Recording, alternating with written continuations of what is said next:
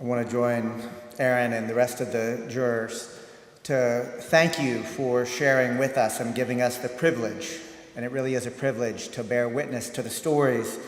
And what I wanted to do was very quickly make some observations, some threads that were there.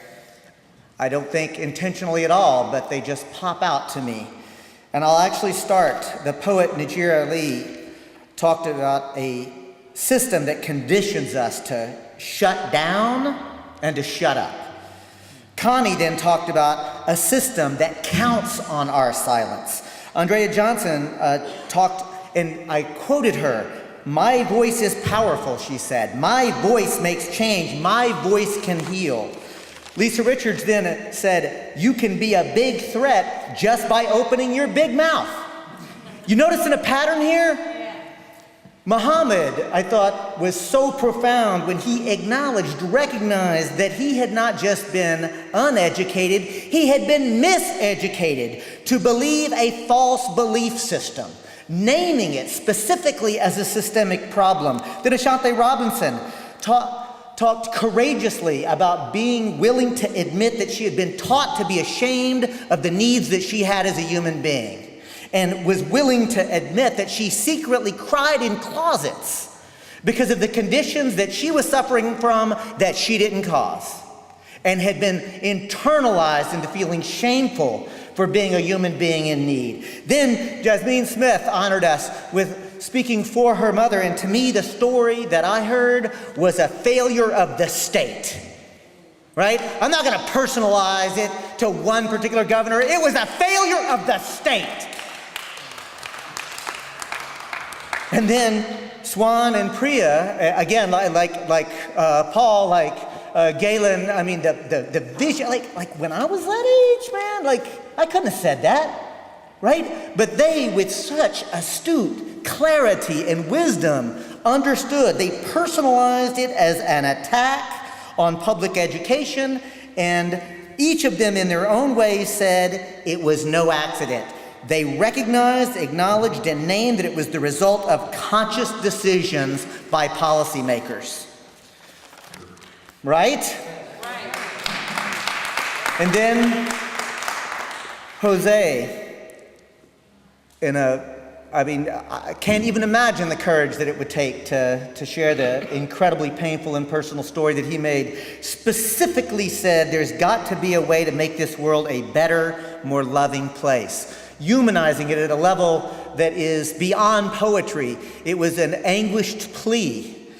Slammin, who talked about the need to build trusting relationships with each other, and then I thought it was so profound to hold each other accountable through that process.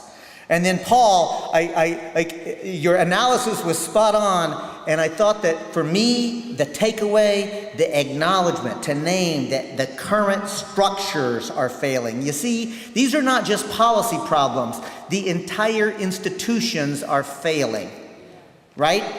And they are going to be replaced by something. And Paul, I think, lifted up, for me, my understanding. You see, capitalism can't solve our current economic crisis or the crisis that are causing all of these problems. Capitalism can't solve this crisis because capitalism is this crisis. Right? And what people of my generation and before had been acclimated to the natural rhythms, as Paul suggested about the boom and the bust, I got news for you. It doesn't get any better from here. It only gets worse, and my analysis is this.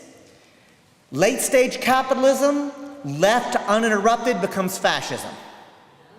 So we are either going to have a nonviolent revolution and actually create a loving, compassionate, just society, or we are going to witness fascism in the United States of America. We got to name it. And that's why I want to bring it finally to Victoria, who described the housing crisis and how it can be solved very easily, succinctly, concisely. It's just obvious, right? It's so obvious. And this is the thing, friends. solutions to the problems that we've been hearing that have been so personalized. Solutions, systemic solutions exist, but these are not, the problems are political problems because we don't have the political will or the power yet to solve them. And then our last testifier was Galen, who realized the American dream was a lie. And that he personalized for us what he went through, right? Trying to figure it out. And I thought it was so incredibly courageous to acknowledge kind of fucking up, right? But he told his story and how he was going through that process. And he ended it with this. The most important question is why? Why is it this way? Friends, it's this way because we have not collectively organized ourselves to make systemic transformational change. That's the why. And so, to provide the very last bit of context, I really want to lift up and honor that we have heard from one of the people who I think is maybe the greatest American political philosopher of all time. There are a lot of people who might vie for that position, but I think Frederick Douglass may well, at least for me, Frederick Douglass may actually be the single solitary best. And we talked about, and Sister, I believe it was you, yes, who first brought up Frederick Douglass, who talked about the need to be willing to agitate for change, right? If you want those who want crops without sowing the field, they want the ocean without its mighty roar. And then Sister Rose reminded us that there's a second part to that quote, right? Power concedes nothing without a demand. It never did and it never will. And yet, Sister Rose forgot the third part. And maybe didn't forget, left it for me. Left it for me. Yeah, fair enough. Left it for me. The third part of that quote goes like this, and it's a paraphrase, but it's pretty damn close.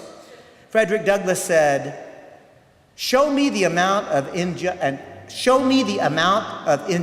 that a people are willing to tolerate, and I will show you the exact amount of injustice that will be meted upon them. And this will continue until it is resisted by words, deeds, or blows, or all. And that's where we are today, friends. Peace.